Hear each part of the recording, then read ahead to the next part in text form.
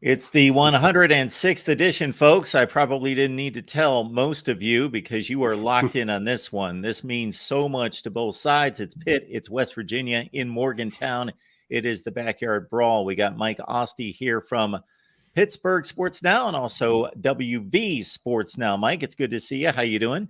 Yeah, I'm doing well. It's the backyard brawl. So there's no way to be down in the dumps, no matter which side you're covering, which side you may root for. This is a game that both sides have made this clear, which is nice to see also in this college football climate. Both sides have made it clear. This is one game. They both want played every year. They both want to put their energy on getting this played as often as possible. It is the case. Who knows when we'll see it again? You had the game last year for the first time in a long time, but this game matters to the region for sure. The region that I'm in, the region that I cover. So get ready. Here we go. It's here. Yeah. Well, Mike, as you know, Pitt turned out to be decidedly a better team last year at 9-4 with a bowl win over UCLA. 100%. West Virginia not. However, when they got together, it came right down to the wire, and West Virginia was that close to tying the game late with that diving catch in the end zone before the interception by MJ Devonshire. And so when they got together, they look like identical twins to a certain extent. I got to say that I'm not surprised that West Virginia, of course, has a loss at this point, having to go to a team that may prove to be one of the 5 best teams in the country. However, I am surprised that Pitt did not get it done last week against Cincinnati, a bit of a disappointing loss. To say the least, yeah. Pitt entered the season having tons of expectations. They want to keep it moving off the last couple of years. They don't want that to just be about Kenny Pickett and his Heisman campaign. Last year dipped a little bit. They kind of puttered away at the end of the year from what maybe their fans expected despite winning the Sun Bowl. So high expectations. But that Cincinnati game is also kind of why I thought West Virginia maybe could beat this Pitt team. Obviously, West Virginia's not been as good in recent years. Both teams look different this year than in the past. But Cincinnati put up the blueprint right there where you get to the quarterback, you get to Phil Jurkovec, you make him make mistakes, you make him maybe turn the football over, you take advantage of all of that, you do enough on offense, you don't let Pitt kill you on the ground, etc. Cincinnati was able to get a win. And Cincinnati's been a good program in recent years, despite some thinking they're a bit down now. And West Virginia, they got a win in their FCS game against Duquesne. They played that week 2, whereas Pitt played theirs week 1. Both teams just have the FCS game going into this, so both programs really need a win right now. But West Virginia didn't look great against Duquesne early in that game either. There were some joking around that, oh my God, could Duquesne actually have a chance or beat them and make this close? They end up pulling away and getting a convincing big win, but they lost to the number 7 team in the country on the road to start the year in Penn State. Penn State's a team that people think could vie for the playoff this year, whether or not they win the Big Ten. Their defense was great. Their defense is going to be good. Drew Aller looked great. He's only going to look better. That was a tough call for the Mountaineers, but none of that matters now going into this game. I do think West Virginia can beat Pitt. It's been up and down in terms of spreads and odds on who's favored in this. It is in Morgantown, and you did mention the difference of this being in week 3 versus week 1. An average to below average West Virginia team last year, maybe even worse than average, gave Pitt worries in week 1 because it probably was week 1. If they played in week 3 or 6, maybe Pitt wins bigger and easier. They didn't have film. Everyone has film now in week 3, so maybe you don't catch anybody napping. But maybe that's also better for both teams and from the West Virginia side because they feel like they're clicking a little bit more than they would have been shaking rust off in week 1. We'll see. Mike, what seems to be the path to victory for West Virginia on the offensive side is they can run the football. They can. They've got some excellent offensive linemen, all conference types, C.J. Donaldson, and Pitt gave up 229 on the ground to Cincinnati last week. That is absolutely going to be the recipe for the Mountaineers in any game they win this year. That's what they want to do, and they did put it on the ground, and they churned yards against Duquesne. It took them a while to get there, but that's what they want to do. And they don't want to just do it with C.J. Donaldson. He emerged in the backyard brawl last year. I don't think anyone on either side really, in terms of the fan base, knew much about him prior to the game. Had never played running back before as a position, was listed as a tight end on the depth chart even after the game. He emerged, was a stud, was a beast, wasn't enough for the Mountaineers. But they do have Jaheim White now, who wasn't there last year. He's shifty, he's fast, he's really, really hungry to have a big game. He emerged a little bit against Duquesne. And it's not even just about either one of them. DJ Oliver played a little bit against Duquesne. Justin Johnson Jr. is somebody that can get it done when given the rock. Jalen Anderson had a great game or two last year when given the opportunity, and he certainly can step it up and did against Duquesne. So when West Virginia's offense is clicking, it is ground and pound. It is click all through 3 or 4 running backs, and also have Garrett Green do it on the ground. He needs to be able to throw enough to be able to win at the highest level, and I'm sure Pitt's strategy is going to be, let's make Garrett Green beat us with his arm. If he does, tip the cap. If he doesn't, okay, we think he can't do it enough through all 4 quarters. We'll see. I think Neil Brown believes a little bit more of Garrett Green's arm than maybe most do around the country, so it's going to be a test for him, but he has a 4.5 speed on the ground. If he can get outside, maybe it's a track meet, and that's an advantage for West Virginia running with Garrett Green too. So they want to run.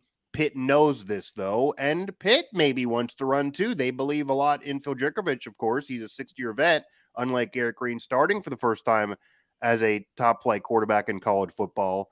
But the recipe of Phil Jerkovich throwing 30-plus times hasn't worked in a while either. There's some around the country that believe he's at Pitt for a reason, and that's not a good one. So maybe these teams are both going to try to do the same thing. It's who can do it better and who can do it earlier. Maybe could tell the story in this game.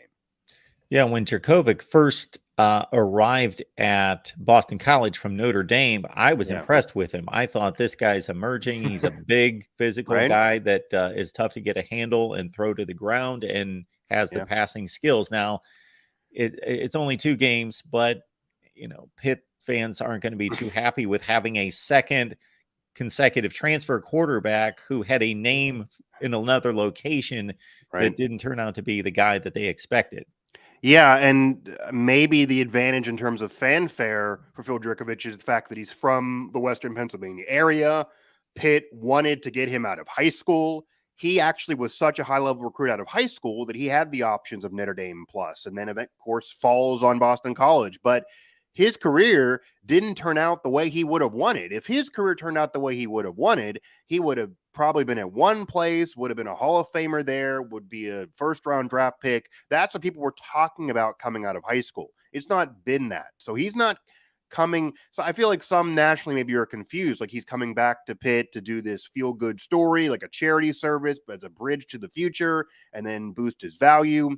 He also is kind of needing to be there to boost his individual stock too. They both sides need each other.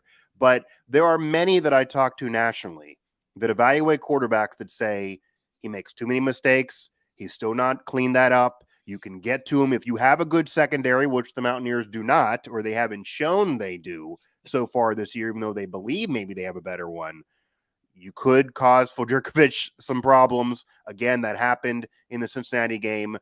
And as also is out there now, he was very, very honest of his feelings on how the fans treated him. So he's a hometown boy who's already in a little bit of a war with the hometown fans through only 2 games. He was getting booed at home when he lose to another Power 5 rival or major conference opponent.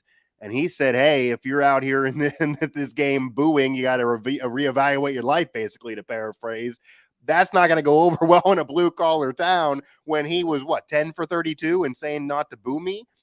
This is on the road. He's going to get booed. Maybe he expects it. But if he turns back to Pittsburgh after back-to-back losses to rivals, including one in the BRAWL when Pitt feels they're the better team, he's going to start the game getting booed. So he needs to kind of prove himself to the fan base all over again, even though he grew up with some of them. Speaking of the hot seat, now that's a quarterback situation, the coaching situation in West Virginia. What do you think Neil Brown needs to get accomplished this year? It's a scorching seat for sure. I don't think that's a secret. And it kind of was last year, but I'm not surprised he was back despite the 5-7 finish. I think the program really does like him. They believe in kind of what he's selling, even though the fans no longer do. And they want this to work with Neil Brown. And everybody, when he was hired, certainly nationally, thought it was a slam dunk hire. He was a young up and comer, had great success at a group of 5. It makes sense. Maybe he'll even leave West Virginia someday to a better job. It hasn't worked. It hasn't been good enough. Below 500 for West Virginia as the 15th winningest program is not acceptable. But in year 5, it's now about just freaking winning more. The excuses of the schedule being tough, it's valid. I've talked about it. Not going to matter. You got to win games. I think what is the lowest bar for him to stay beyond this season is a bowl game. Now, winning the backyard brawl certainly will help and create some fanfare. And I called it jubilation on WV Sports Now. I don't think Mountaineer fans have had jubilation. They've celebrated some wins, but they haven't had jubilation in a while. You win the brawl, you'll have that for the first time probably since Brown got there. It'll be a staple win. But then if you putter the season away and go ahead and lose on the road to Dana Holgerson, who doesn't have a good team this year, and you still finish without a bowl game, no, then he could still be fired. If you lose the brawl, but you crawl into a 6-6 situation and get into a bowl, it won't feel good, but I think there's a chance they will sell on bringing him back one more time without an extension maybe. But anything lower than a bowl game, I think he will be gone even with a brawl win. Now, above 6 wins, I think he'll definitely be back. And I get fans don't want to hear that because I hear all the time West Virginia fans saying 8 wins at minimum. Not sure where you're getting that bar from. That's not what I'm hearing around the program. Wren's not throwing the number out there, but behind closed doors and kind of what I'm hearing at the program, I think a bowl would keep him around. Now, if it should is probably another question because, again, well below 500, 5 years in. As Pat McAfee said, this is all your thing. This isn't recruiting issues. This isn't trying to set a culture stone that he talked about. He even told you that if he had to do it all over again, 2019, he wishes he could have done a Deion Sanders thing. The rules didn't allow it then. Whether you could or not is immaterial. The rules didn't allow it. But we're now in 2023. Like, this is now your thing, your culture. The culture's good. The atmosphere's good. The former players are celebrated. I think the alums like it a lot better. I think the AD has a proper mindset that maybe wasn't the case before. You got to win football games. But I think a bowl appearance, certainly a bowl win, which would only be his second bowl win since taking over West Virginia, would keep him around one more year, whether fans want to hear that or not. Follow Mike on Twitter and also catch his work at Pittsburgh Sports Now, WV Sports Now. So he's got it covered from both sides. Anything in particular that folks should be looking out for that you've got out there this week, Mike? Well, we're going to have obviously tons of coverage of this game, and this rivalry works really well for our overall network, of course. We got things on both sites. We're sharing, going back and forth of Pittsburgh Sports Now, WV Sports Now. And I've said this for a while, and I do mean this. I think this is a very winnable game for West Virginia. I almost maybe would feel a little bit better about it if Pitt didn't just lose to Cincinnati because I feel like they're kind of desperate now. But I think this is a winnable game. I put this on the site already in terms of my opinions. I think this is a legacy setter for the future of the program, and certainly Neil Brown. A win here, it's not going to wash away being under 500. It won't make anyone like him probably that doesn't now, but it'll create a lot of fanfare within the program that I think he needs right now and will create some excitement. I think West Virginia can, and I really do actually think West Virginia is going to win this game. That is my pick for going into this game. I think they have the recipe to maybe win it, but if they don't, I wouldn't be shocked at all because the secondary has been really, really bad. But if the Mountaineers win it, I'd probably imagine there's an interception or two, probably leading to a score, if not eventually scoring. Guys like Beanie Bishop, who's real hungry with major conference play behind him, Aubrey Burks. PFF says he's an NFL player. Show me. Hasn't happened yet on the field. He's supposed to be better than last year. Last year wasn't good enough to go to the NFL. Show it. See what happens on the field. And again, I also think fans of both sides need to appreciate that in a college sports environment where doing anything on the schedule out of conference is either a debate or very difficult. And I do think West Virginia should probably only have one Power 5 or Power 4 or whatever it becomes rival opponent on that schedule. It's what everyone else does, but it'll make having these games that make sense geography wise more difficult. But they want the brawl. Pitt wants the brawl. I think fans on both sides need to at least agree that that's a great thing to hear. Whether it's week 1, week 3, or at the end of the season, that's a great thing to hear because it's hard to do more than that out of conference play in the future. When these contracts are up, I do think Wren is going to probably do, he said this to you as well, like one Power 5, one Group of 5 FCS. He's not lying. I believe what he's saying. There's no reason why he would just lie about that, which means you might play Penn State once every 20 years at most. Virginia Tech will be hard. Maryland, you maybe will never play again because they don't want to have a hard schedule out of conference. The brawl can happen because both sides want it to happen. And if one of these sides did not want this brawl, You wouldn't get this. You need both sides to want it to have this game occur in this environment. So whether or not Pitt and WVU are ever in the same conference again is immaterial. It's great this game is happening. I do think this game will happen again whenever this contract's up, and we'll see what happens on the field. West Virginia needs this win more, though. I mean, Pitt's had a lot more success recently. I think they can get over this. I think West Virginia losing again to Pitt after missing bowls, it'll be that feeling again.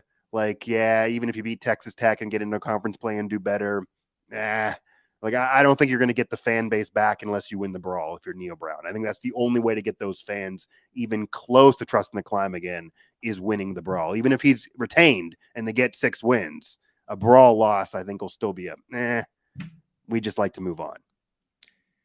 It is always big, even bigger for Neil Brown, as Mike just outlined. Please like the video and subscribe here at the Voice of College Football, and then head on over to Pittsburgh Sports Now, West Virginia Sports Now, WV Sports Now, and take a deeper dive on this one that's coming up Saturday night.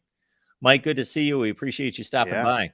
Yeah, man, appreciate it. It's going to be a good one for sure. I'm going to enjoy it one way or the other. So thanks again, man.